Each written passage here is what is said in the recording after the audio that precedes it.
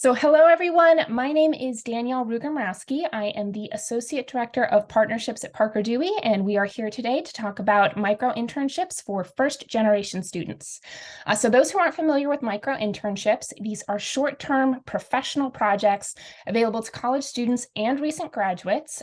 They are available year-round, and we make it super easy for companies to be able to offer these opportunities to students because we, Parker Dewey, act as the employer of record. So we are taking on all of that burden. Now, about first-generation students, the term first generation is typically applied to any higher education applicant, attendee, or graduate without parents who have earned a baccalaureate degree themselves. So these students often face unique challenges as they not only lack a guardian with lived experience to guide them through their own higher education experience and the resulting job search, but they often also tend to have less of a professional network. They face more challenges as they attempt to build that network. And as a result, they are often less aware of their career options. But I want to make it super duper clear, this is not a reflection at all of those students' skills or their talents or their drive. In fact, their proven ability to overcome those obstacles makes them some of the most driven, resourceful, and creative problem solvers you could possibly add to your team. So if you'd like to learn more about some of the challenges these students face, as well as why you should prioritize, if you're a company, engaging these students in particular, I'm going to put a resource here in the chat that highlights why companies are missing first-generation talent and what you can do about it, specifically with micro-internships. And that's what we're going to be talking about today. Specifically, how micro-internships offer a unique and accessible opportunity for first-generation students to start building the awareness, experience, and networks that are so important to a professional job search, as well as how these professional projects allow companies, we know that y'all are in the room too, to be able to access, engage, and assess this talented demographic. So accordingly, we are going to hear from both perspectives. We are joined today by Ashley Rodriguez, our first panelist. Ashley is a first-generation student who is completing their MBA at Florida International University this December. Early congratulations on your upcoming graduation, Ashley. And in addition to having done a micro-internship herself, I will put the link to her success story in the chat if anybody wants to check that out. We'll hear a little bit about it too. Ashley has the pleasure of working with other first-generation students in their role as the senior coordinator of the Humanities Edge program at Florida International University. So there in the chat now, we have a little bit of Ashley's story. It's just a preview. We are also very excited to be joined today by Jared. Jared joins us from ShareTrue, a platform designed to allow its users to share files securely, confidentially, and with confidence. The majority of micro-interns Jared has selected and worked with have actually been first-generation students, so he can speak from the perspective of a company who has engaged this demographic. So that is enough from me. I'm just going to be questions from this point forward, but going to start off with one for Ashley. We'll go back and forth, and at the end, there will be an opportunity for questions. So if you want to put those in the chat, feel free, and we will catch up with them on the end. But for Ashley, we've already highlighted that first-generation students can face a myriad of disadvantages when it comes to starting their careers. So as a first-generation student yourself, can you share a little bit about your experience and whether you faced any of these challenges and what they were? Of course, and thank you, Danielle, for that introduction. So as a first-generation student, I can personally relate to the challenges of lacking a professional network and maintaining a very busy schedule while also dealing with financial difficulties. So the quest for internships that align specifically with my interests and flexibility and also provide compensation did prove to be difficult. Yet I was very fortunate to have the opportunity to come across Parker Dewey's platform through an announcement through the Career and Talent Development Office at FIU. And accessing the platform was relatively straightforward and user-friendly. You just, create an account, and I began browsing using the keyword searches, features that Parker Dewey makes it very accessible for students to search a particular industry or project that they want to look at. And at the time, I was eager to expand my data analysis skill. So I put in data analytics, and I was matched with an opportunity with Scott Resource Group. And then about a week after submitting my application, the lead on the project reached out to me, and that just started my remote internship journey. Wonderful. So you mentioned in that response the word accessible a couple of times, which from what we've heard from other first generation students and yourself is pretty key. In that resource we shared, you'll find that first generation students statistically are more likely to have a lot of obligations, whether those are family obligations, already working a job, not being able to afford to quit said job for a traditional internship, especially if that opportunity is unpaid. So with such hectic schedules, and for those first generation students in the room, if you have other challenges you've faced related to being a first generation student, feel free to put those in the chat so we can talk about those too. But with those challenges in particular, a busy schedule and with pay typically being important, can you tell us a little bit about the importance and impact of accessibility, efficiency, and pay for first generation students like yourself? Of course. From my personal journey, the opportunity to have done the internship, which was about a 2-week internship, was very accessible for the fact that I do have a full-time job working for the Humanities Edge. And simultaneously, I was finishing up a semester. So it did allow me to use my Christmas break to be able to pursue that opportunity. So that was very important to me because I'm the type of person that I like to manage multiple projects. So knowing that I was about to finish a semester, I also wanted to give myself an opportunity right after I finished a course, which was on data analysis, to continue my learning. And so that opportunity became available to me. And I found it very convenient that it was remote. And that's another thing I like to stress, that Parker Dewey does promote remote opportunities for students, and working with first generation students as the senior coordinator.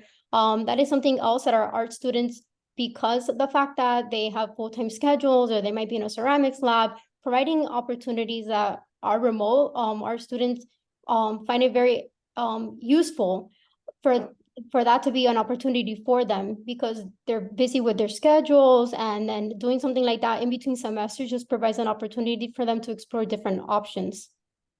Thank you, Ashley. And we have a comment in the chat from Luis, who I'm assuming is a first generation student themselves. They said financial problems, considering parents have no idea about the costs. So in response to that, just want to share another resource here in the chat. This is a success story from another first generation student who acknowledged that same challenge, but said about micro-internships. And a reminder, folks, every micro-internship is paid because accessibility is one of our goals. Getting paid makes it real. They're investing in me. So to that point, not only are they making it accessible because they can't afford to spend time typically on things that are not paid, but it also makes it real. It makes it a valuable experience. We have another student who said lack of knowledge when choosing student financial aid packages. So again, those financial issues are very real. The scheduling issues that you highlighted are very real. I'm going to address those scheduling issues. Another student who said, this makes things accessible in terms of scheduling, which is huge. So thank you for that perspective, Ashley. Scooting over to Jared now, I want to ask you a couple of questions about your experience. So as Ashley described, the application process from her end, from the micro-internship end, very short, very simple, very efficient, which is very important for these students with hectic schedules. So on your side of things, also want to make it clear that it is designed to be streamlined for you too, but also that demographic data, like first generation status, is not visible to companies. So you get to see their profiles, you get to see their responses, but you're not making decisions based on demographic data because you can't see it. So without even knowing, you actually selected from the students you've worked with in micro-internships, primarily first-generation students. So knowing that you didn't have that common factor even visible, can you tell us a little bit about what you do look for in micro-internship applicants? Yeah, sure, definitely, Danielle. Some of the key characteristics I look for in micro-internships are well-communicated and proven skill sets, also professionalism, and just kind of one small pro tip out there for you students. Professional headshot goes a long way. I've seen some candidates profiles that do and don't have pictures, and it just helps put a face to a name. So drop a image or headshot of yourself in there. I also look for a track record of micro-internships, or at least previous related schoolwork projects. That helps me understand that they've had some type of internship experiences and related project experience inside of school. And then also something that really stands out to me I look for is thoughtful, detailed answers to my project screening questions. And something that you do in your project descriptions, and even to some extent in those questions, that I absolutely love, and I think really helps attract the first generation students like the ones you have selected, is you make it very clear what skills micro-interns will put into practice, as well as what aspects you're willing to teach if they're not already familiar. So knowing that you are open to and presumably doing a little bit of coaching in these micro-internships, can you speak a little bit to the time you spend getting them up and running on the project versus the benefit of what those micro-interns are able to accomplish for you? Yeah, definitely. One thing I love about the Parker Doogie micro-internship program is just looking at a perspective of being able to pay it forward. I've had a lot of help in my career, so I love coaching. So, and I also understand, they're students and they're still learning. So I'm always happy to coach my micro-interns up. As far as time investment goes, it's really not that heavy of a lift for me. We usually have a 30-minute kickoff call. I kind of have an agenda I send over to them in place. And then I'll just do a live screen share on that call, walking them through the project and the process that they're going to do. I have them already set up with access to all the tools they're going to be using inside of our company. And then another thing I like to do is just do a video recording of the project work that they'll be doing, just so they have that as a reference point. And then, for example, another project I was working on with a micro-intern, I had kind of an additional piece of the project they needed to do. Our schedules didn't align to schedule some time that week, so I just recorded a video of the work that they needed to do. Sent over that video recording. She totally understood how to do it and was able to keep moving forward with the project. Fantastic. So something as simple as when you're already meeting with them, hitting a record button allows them to have a resource that they can then check back on, but it's still only requiring that initial, maybe 30-minute kickoff call from you. So like you said, not a heavy lift, very easy to get done. Could you tell us a little bit more about some of the projects that you've had micro-interns complete? Because I think something we hear from companies a lot is, I would love to engage these students. It sounds great in theory, but I just don't know what types of projects would be appropriate or what to post. Yeah, definitely. One thing I wanted to add to the project management piece and getting them up and running is I use project management tool called Monday.com. So I bring my micro-interns into that. We do all of our communication in there as well. So it just kind of streamlines the communication process. I found that really valuable.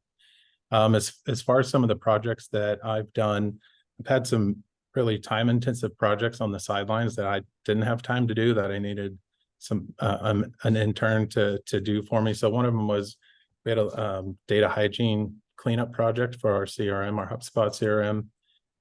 It was pretty in-depth project. I actually hired 2 interns because there was so much work involved. They got to use some revenue operations tools that we just purchased from HubSpot. It did take a certain level of trust because with data hygiene, data is very important and sensitive. And, for example, one of the pieces of work was going through duplicate contact records in our CRM and identifying if they needed to be merged or not.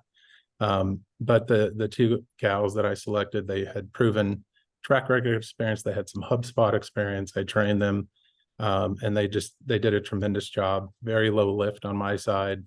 We communicated really well through Monday. They blew my expectation out of the water as far as how fast they got the projects done. Because like I said, it was very time intensive. And they were able to adopt the new HubSpot tools that it was kind of like AI tool to help them with that data hygiene component. They adopted it really well and knocked it out of the park.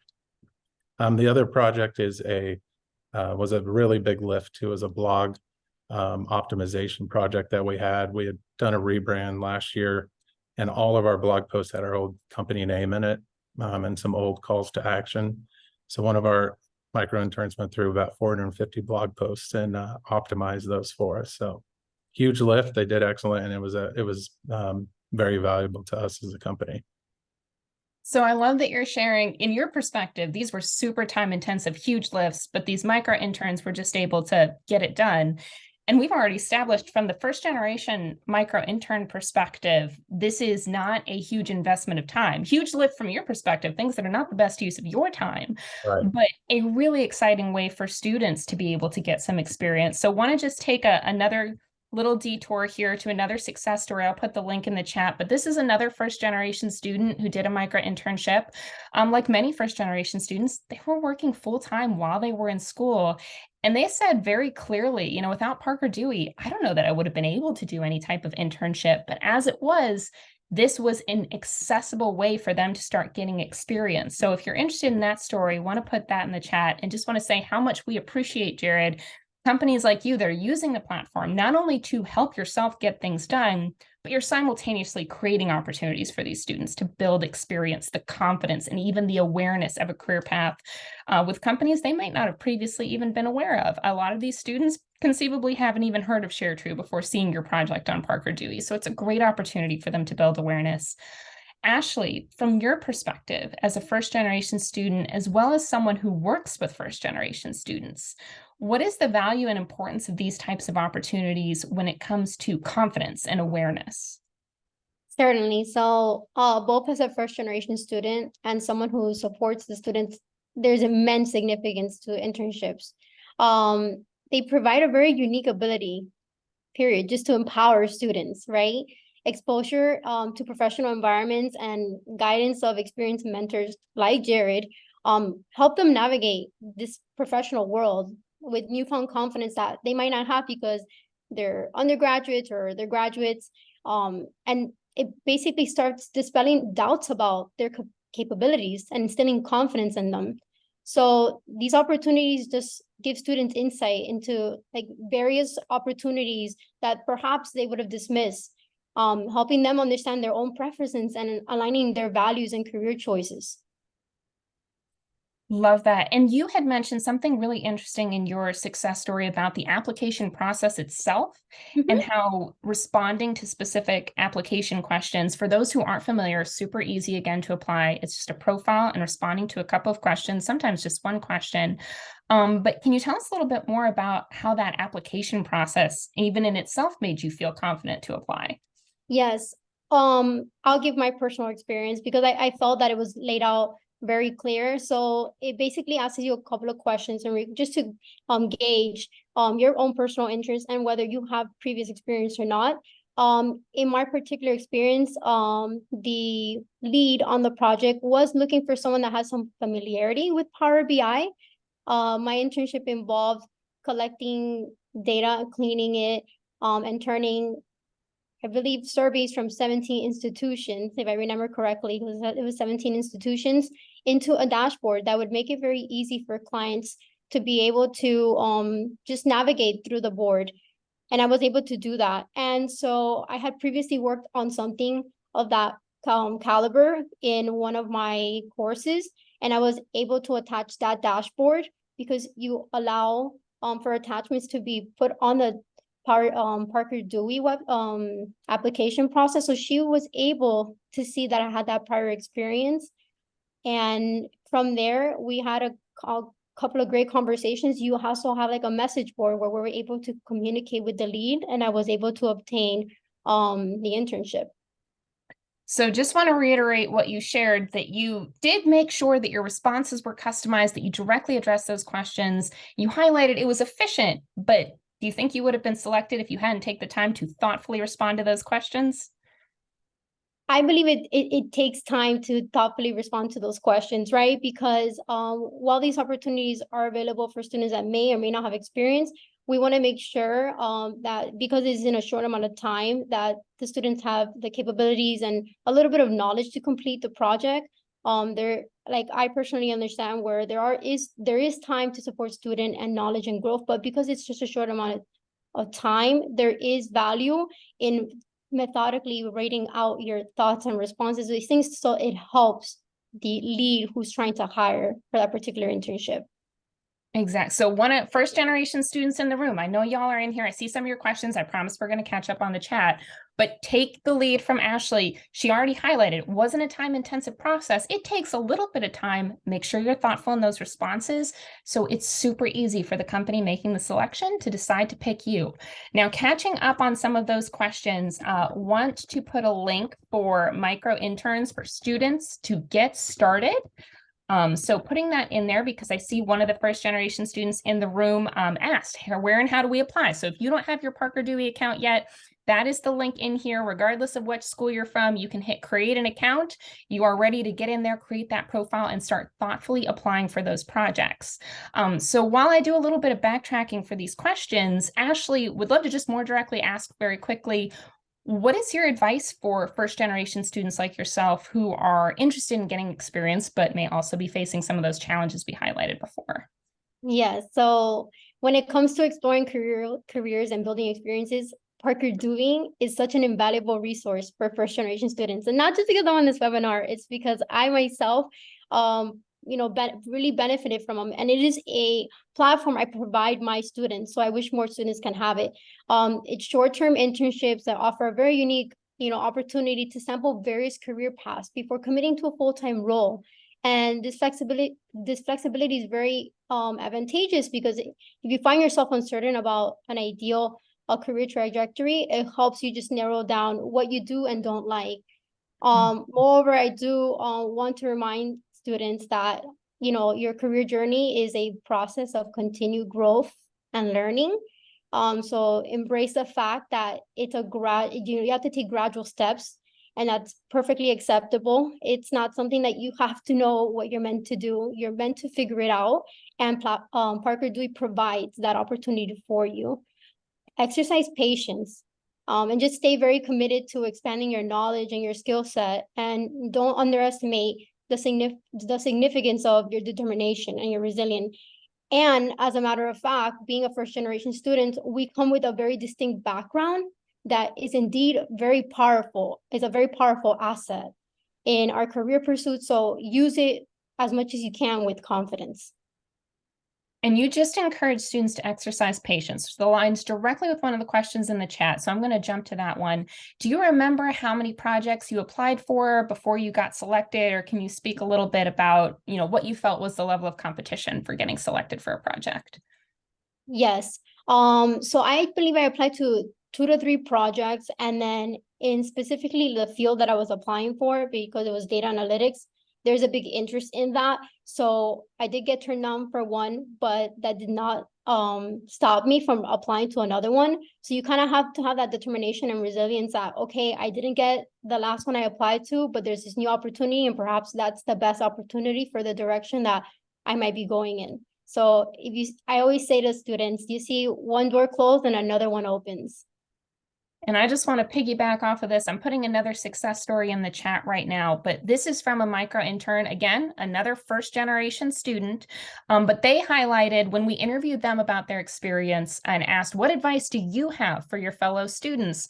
One of the things she really wanted to make sure that y'all know, so first gen students in the room, listen up, is that you do typically get rejected more than you get accepted, but that's okay.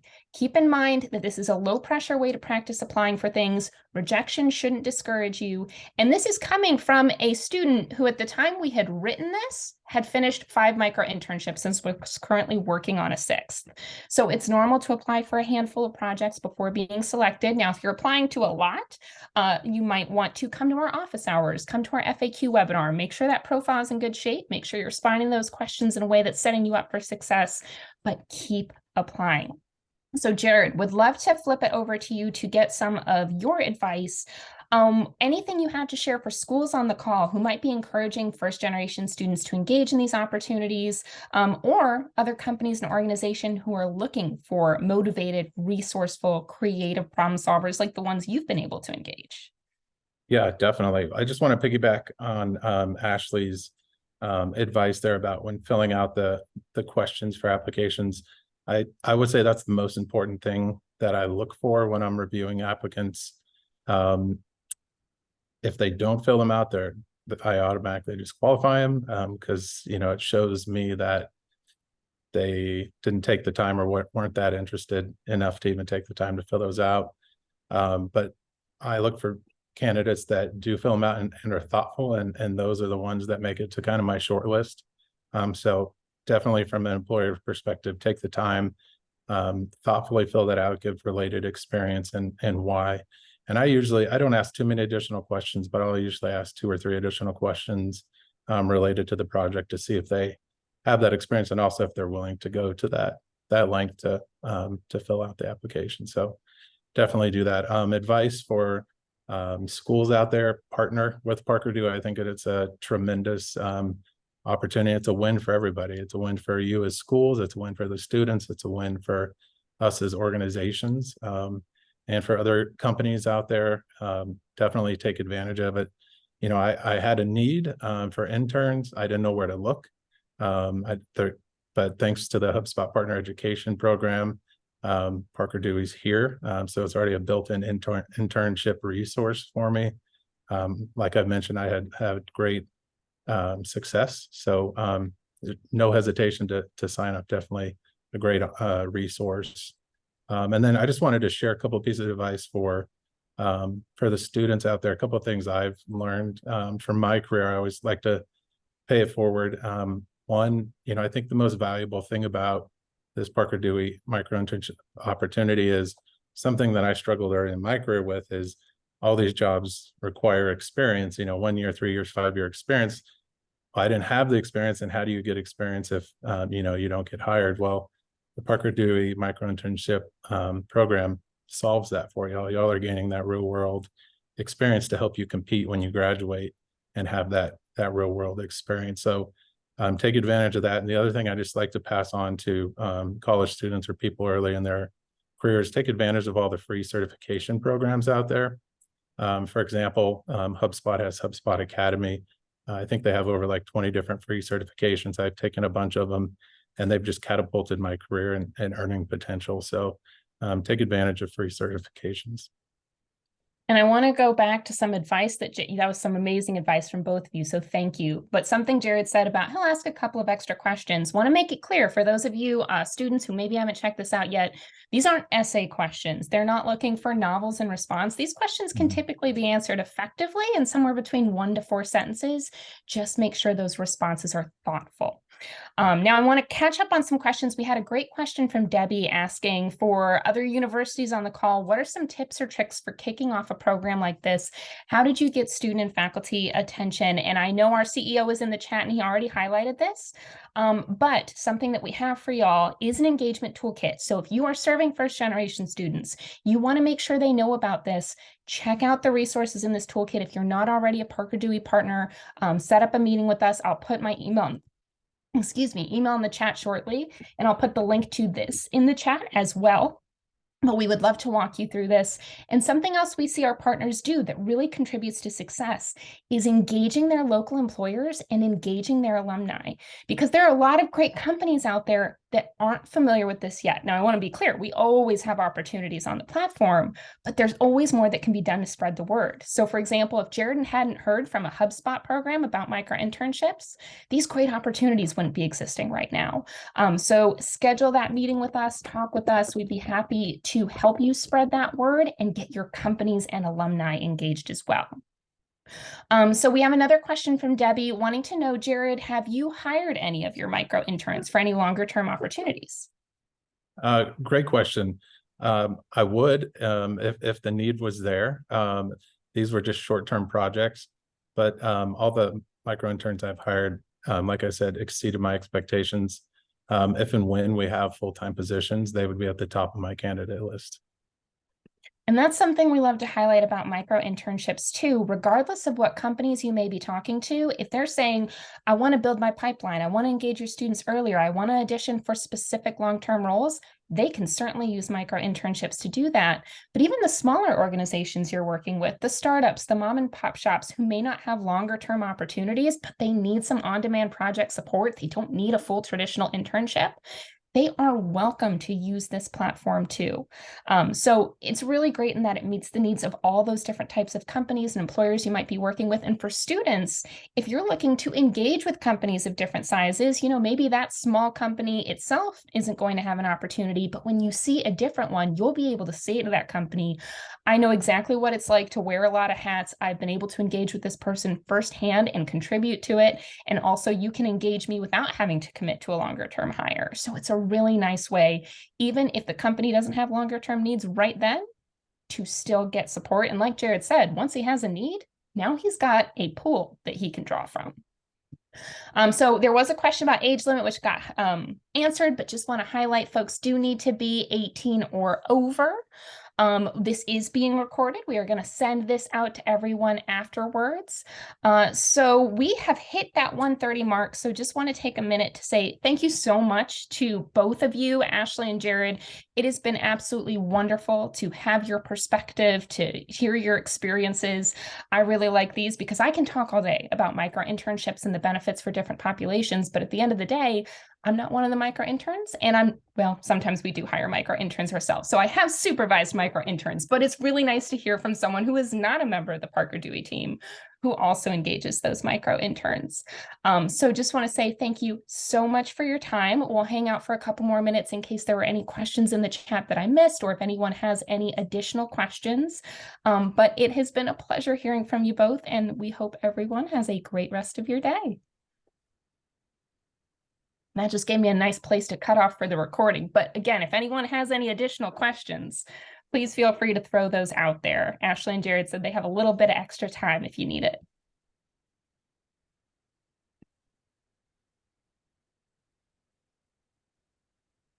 I can touch on one thing that Ashley touched on is, I think a really valuable thing of the Parker Dewey micro-internships is that they're remote. All of my micro-interns have been remote. And some of them have full-time jobs or they're a master's degree or whatever. So they do most of their work on the evenings or weekends. So I think that's a huge asset to be a micro-intern. It's a remote and on your schedule. That is a fantastic point. I mean, even the drive, the time involved in making a commute, even if it's a local one, can sometimes be a real barrier for folks. And if it's a longer term one, or if that student simply doesn't have transportation, or maybe they're living in a city, hi Cleveland, that doesn't have a great public transportation system, for those of you not familiar, not just randomly hating on Cleveland, that's where I'm at, then that can become a real barrier. So that's a great point too.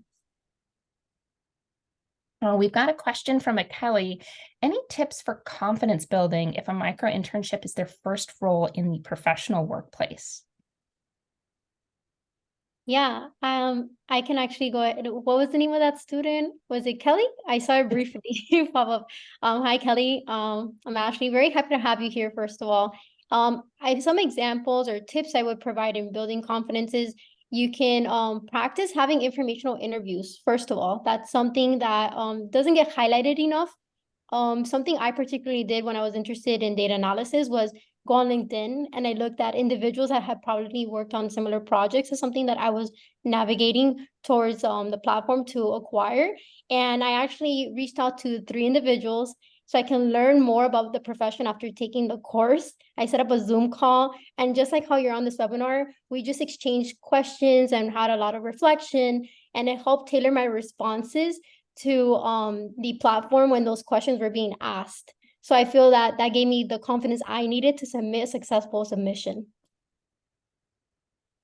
And also want to jump in, I just put a resource in the chat that highlights that what we've heard from recent micro-interns is that micro-internships themselves can be a great step for building confidence. So I love Ashley's advice. I'm a big proponent of informational interviews, but we also know for some students, the same barriers apply that might consider to traditional internships. They may not have time to spend on informational interviews unless that time is compensated. Now, want to be clear, typically these are only 15 minutes, so it's not that big of a time ask, but there's a little bit of preparation involved.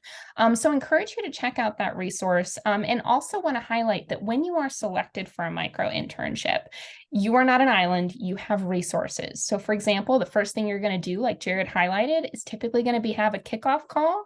You're going to have that responsibility for reaching out to the supervisor. So if you're nervous, you don't know how to do this, we have templates to guide you through that so you can feel confident that you are doing it professionally. So I want to make it clear you have resources, and if you're not sure how to handle something, that's part of the benefit of going through Parker Dewey too. We are here. You can reach out to us and say, oh, they asked about this, or they're interested in this, and I thought the project was more about this. I'm not sure how to respond. We can support you. And we also have monthly office hours. You're welcome to pop into those with questions too. I see we've got a question about what kind of assessment feedback does Parker Dewey collect from employers and students? So Jared, do you want to speak about your options from the company side of things? Yeah, definitely. So once I complete the project inside my Parker Dewey account, it prompts me to give feedback on the micro-intern. So just, questions like how did they perform? How was their communication? How do they meet your timeline? Those nature of questions. So very simple. Again, I love the Parker Dewey platform because y'all designed it to be so simple and efficient. So doing the feedback's really easy. Wonderful. And then Ashley, do you want to speak about afterwards some of the encouragement that you get in terms of the post survey and those types of things? Yes, so I did receive a post survey from Parker Dewey, and then it allows me also to see any comments that the lead on the project had in regards to me, which was very beneficial just for personal improvements, right? So you have to also be welcoming to good criticism and bad criticism, and I think that's an opportunity for the student themselves. If the lead on that project directly says the student can improve in this skill set or asset, to take it, you get me? Just take it with a grain of salt, but work on it because it makes you just a better professional. And something that we really appreciate about that post survey, because we love feedback, we love learning from feedback, is we've been able to ask recent micro-interns what, if any, impact their micro-internship has had on their career readiness, specifically the career competencies as defined by NACE. So we've got a recap article about that. If you want to check out that data, it's very exciting for us to see that the majority of micro-interns are reporting increased confidence as well as improvement in their abilities. So that's exactly the data that we used to put together that other confidence resource we shared. I see a question from Audrey. Is there a direct line for Parker Dewey if there's an issue with the project? Yes, when you are notified as a student that you have been selected, it tells you right in there, if you have any questions, if you come up with anything you're not sure how to address, there is a contact info for someone that you can reach out to. So we are here to assist. And I think we are caught up with questions. Any others, folks? These have been some great additional questions. All right. Well, with that, then we will go ahead and close things down. I know I said I was going to cut the recording earlier, but I'm probably going to leave those questions in because they were great ones. Thank you, everyone, so much for your time. It has been a pleasure, and I look forward to sending the recording out to everyone who registered. Hope you have a great day.